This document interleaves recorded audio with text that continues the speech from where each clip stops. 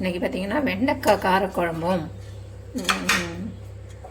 பாலக்கீரை கூட்டும் தாங்க பண்ண போகிறேன். அதுக்கு எல்லாமே ரெடி பண்ணி வச்சுருக்கேன். வெண்டைக்காய் காரக்குழம்புக்கு பூண்டும் வெங்காயமும் உரித்து வச்சுருக்கேன். இது கீரைக்கு. வாங்க இது எப்படி செய்யுதுன்னு பார்த்துலாம்.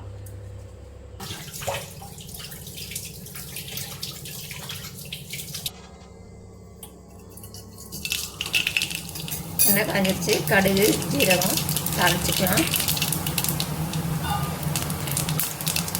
இல்லைன்னா 2 காஞ்ச மிளகா, 1 பச்சை மிளகா, பூண்டு வெங்காயம்.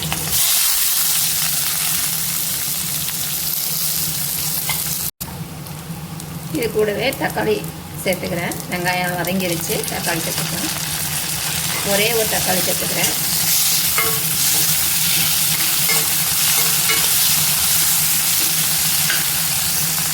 பாலக்கீரையை கட் பண்ணிக்கலாம். இது பார்த்திங்கன்னா எங்கள் வீட்டு தோட்டத்திலேயே விளைஞ்சதுங்க. இந்த பச்சை பச்சைன்னு இருக்குதுங்க.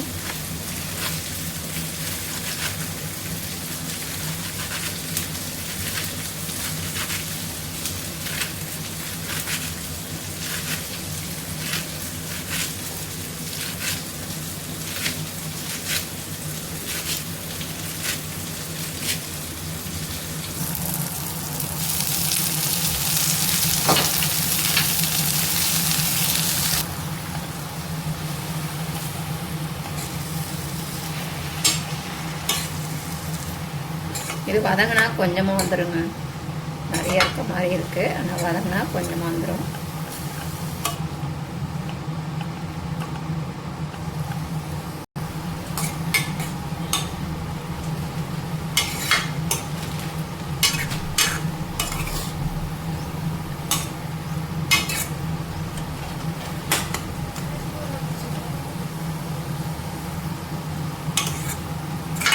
பாருங்க, நான் தண்ணியே ஊற்றலை. தண்ணி இதுலேருந்தே ஊறி வருது.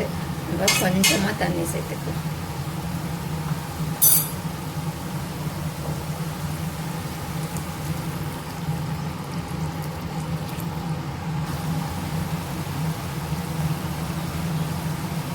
இது கூடவே நான் 2 பச்சை மிளகா சேர்த்துக்கிறேங்க.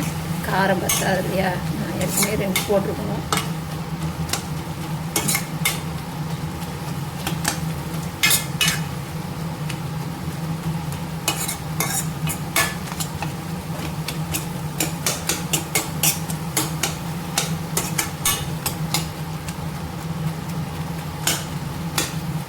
இந்த மாதிரி கீழே நல்லா மசிச்சு விட்டுக்கலாம். ஏன்னா இதில் கொஞ்சம் காம்பாக இருக்கும் இல்லையா? கொஞ்சம் நசுக்கி விட்டுட்டு நம்ம சிறுபருப்பை வேக வச்சுட்டு 10 நிமிஷம் ஊற வச்சுட்டு வேக வச்சுருக்கேன். அதை இது கூட சேர்த்துக்கலாம்.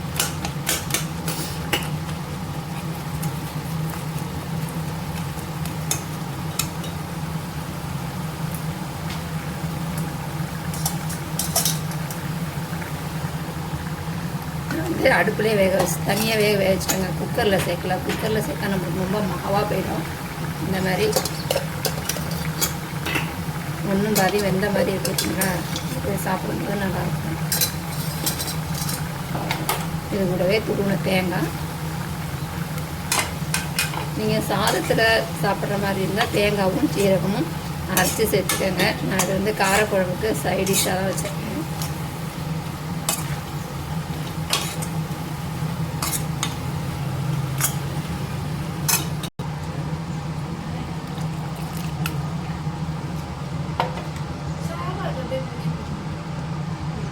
மஞ்சத்தூள், பெருங்காயத்தூள், உப்பு.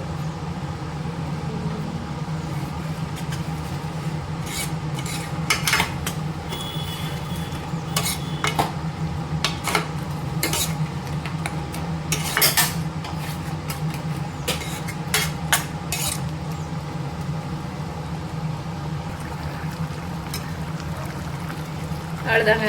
நல்லா கொதிச்சிருச்சு.